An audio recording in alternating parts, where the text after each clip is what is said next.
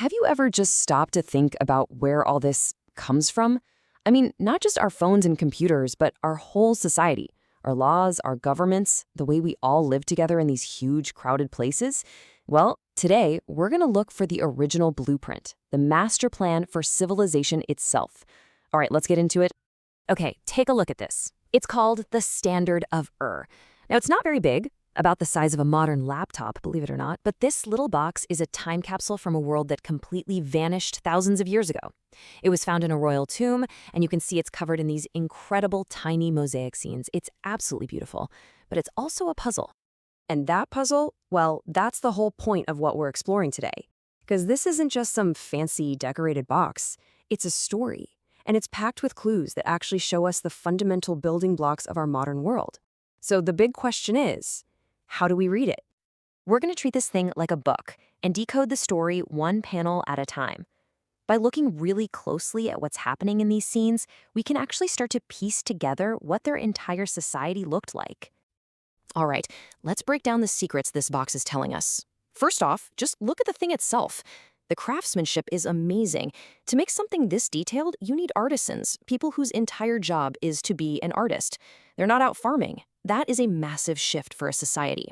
Second, check out the king. See how he's way bigger than everybody else? That's not because the artist was bad at perspective. No, it's a symbol. It's showing you he's the most powerful person there, a clear social hierarchy. And that brings us to the third clue, social stratification.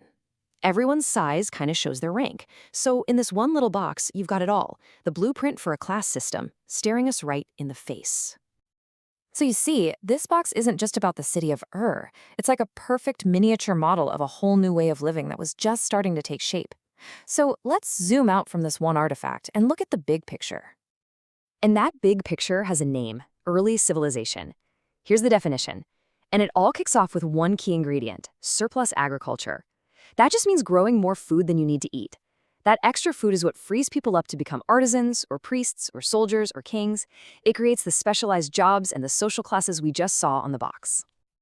Now, this whole revolution didn't just happen anywhere. It began right here, in a part of the world we now call the Fertile Crescent. This big arc of land, thanks to its amazing rivers, was basically the perfect natural laboratory for figuring out farming, which, in turn, let people build the first cities. But, of course, it wasn't that simple. You don't just go from farms to bustling cities overnight. No way. It was a long, messy, and frankly, super fascinating process of trial and error. All these ancient experiments and just trying to figure out how to live together. Let's jump over to Jericho, one of the oldest settlements we've ever found. Archaeologists discovered this enormous stone tower there. What was it for? Defense? A clock to track the stars? A religious site? The truth is, we just don't know for sure. And look at this plastered skull with these shells for eyes. It was probably part of some kind of ancestor worship, but again, it's a highly educated guess. And that's what's so cool about this period of history. It's still a live investigation. So to help make sense of this huge journey, here's a quick timeline.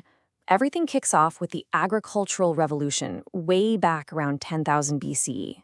Then it takes thousands of years. Let that sink in. Thousands of slow progress. But by 3000 BCE, bam, we get writing. A little while later, our friend the Standard of Ur gets made, and eventually that all leads to things like the first great legal codes. Okay, so let's zero in now on southern Mesopotamia, in a land called Sumer. This is really where all the different pieces of the puzzle came together to create the first true urban civilization. And to run these new, super complex cities, they needed some brilliant inventions. I mean, how do you even invent writing from scratch? It seems impossible, right? Well, the best theory we have is that it started with something kind of boring, accounting. You see these little clay tokens on the left? Each one stood for something, like a sheep or a jar of grain. Eventually, someone had the bright idea that instead of carrying around a bag of tokens, they could just press the shapes into a wet clay tablet. And over time, those little pictures evolved into the complex script you see on the right. And boom, just like that, writing was born. Think about it this way. Writing was basically the software, the operating system that ran the city. It was a total game changer. It let rulers manage a huge economy, keep track of taxes, hand down laws to thousands of people, and, for the very first time in human history, write down their stories and their beliefs forever. And right in the heart of every Sumerian city, you would find a massive structure like this, the ziggurat. But here's the thing, this wasn't just a place for worship. The temple was the economic engine of the whole city. It collected taxes in grain and beer and everything else, and then paid the city's workers and funded big projects. It was the government, the bank, and the church all rolled into one giant building. But as these cities got bigger and started turning into empires, a whole new problem popped up. How do you maintain order, not just in a town where everyone knows each other, but across a huge territory with hundreds of thousands of strangers? Well, a Babylonian king named Hammurabi came up with an answer. He created this, a massive stone pillar with 282 laws carved right into it. And then he put copies all over his empire. For the first time, there was one set of rules for everybody, handed down from the king himself and supposedly from the gods. Now, when I say one set of rules, that did not mean equal justice. Not even close. This quote from the code says it all. The punishment for hitting someone depended completely on who you hit. So the law wasn't just about what's fair, it was a tool to keep the powerful people, well, powerful. You've probably heard the phrase an eye for an eye, right? Well, that famous rule only applied if you hurt someone from your own social class.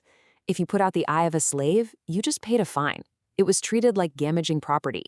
Your value under the law was literally determined by your rank in society. And yet, and this is a big and yet, for its time, the code was also incredibly advanced. It wasn't just about violent crimes. I mean, look at all the stuff it covered: business deals, marriage contracts, property disputes. And get this, it introduced ideas that are the bedrock of our legal systems today, like being innocent until proven guilty and the need to use evidence in a trial. So these new urban societies created new technologies, new governments, and new laws, but they also created something else, something deeper, a completely new way of looking at the world and what it meant to be human. You have to remember, life in Mesopotamia was tough. The rivers flooded unpredictably, there was constant warfare, and all that hardship shaped a pretty pessimistic worldview. Their gods weren't seen as kind or loving. They were powerful, moody, and easily angered. This statue here was designed to be put in a temple to pray 24/7 on behalf of its owner, in a constant attempt to keep those difficult gods happy. And that bleak outlook didn't stop at death. Their version of the afterlife was no paradise. They called it the land of no return, a dark, gloomy underworld where you just ate dust and wished you could be alive again. It's a really grim vision of eternity.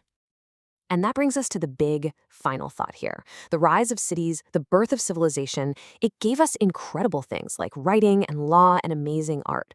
But the evidence also shows it gave us rigid class systems, organized warfare, and this deep anxiety about our place in the universe. So it leaves us with a pretty heavy question to think about. What did we lose when we gained the world?